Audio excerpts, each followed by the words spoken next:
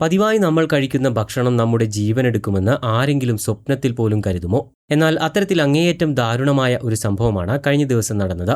വെറും ഒരു തവണ ദോശ കഴിച്ചതിന് പിന്നാലെ 2 പിഞ്ചു മക്കൾക്കാണ് ദാരുണമായ അന്ത്യം സംഭവിച്ചിട്ടുള്ളത്. അവരുടെ മാതാപിതാക്കൾ മരണത്തോട് മല്ലിട്ട് ആശുപത്രിയിൽ ചികിത്സയിൽ കഴിയുകയാണ്.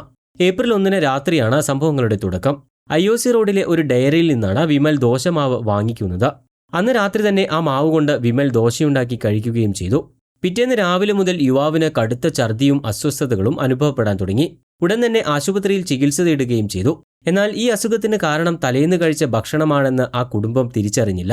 അതുകൊണ്ട് തന്നെ വീട്ടിലുണ്ടാക്കിയ ബാക്കി മാവ് ഉപയോഗിച്ച് ഭാര്യ ഭാവന ദോശയുണ്ടാക്കി കഴിക്കുകയും തങ്ങളുടെ 4 വയസ്സുകാരി മകൾക്ക് നൽകുകയും ചെയ്തു. വൈകാതെ തന്നെ ഭാവനയ്ക്കും മകൾക്കും ഇതേ ശാരീരിക അസ്വസ്ഥതകൾ തന്നെ ആരംഭിക്കുകയായിരുന്നു.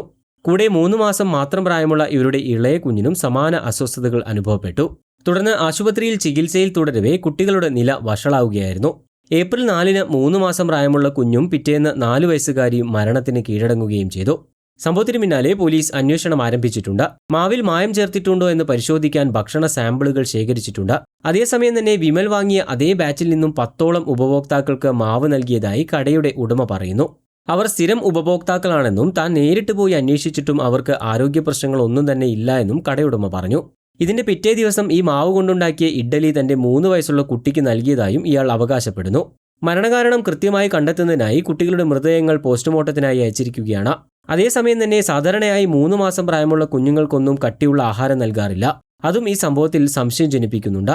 എന്നാൽ ഭക്ഷ്യവിഷബാധയേറ്റ അമ്മ മുലയൂട്ടിയിട്ടുണ്ടെങ്കിൽ കുഞ്ഞിനും ആരോഗ്യ പ്രശ്നങ്ങൾ ഉണ്ടാകാനുള്ള സാധ്യതയുണ്ടെന്നും പറയുന്നു.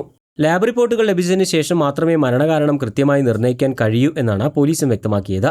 നിലവിൽ മാതാപിതാക്കളായ വിമലും ഭാവനയും സ്വകാര്യ ആശുപത്രിയിൽ തീവ്രപരിചരണ വിഭാഗത്തിൽ ചികിത്സയിലാണ്. അഹമ്മദാബാദിലെ ചാന്ദ്ഗേഡയിലാണ് ഈ നാടിനെ നടുക്കിയ സംഭവം അരങ്ങേറിയത്.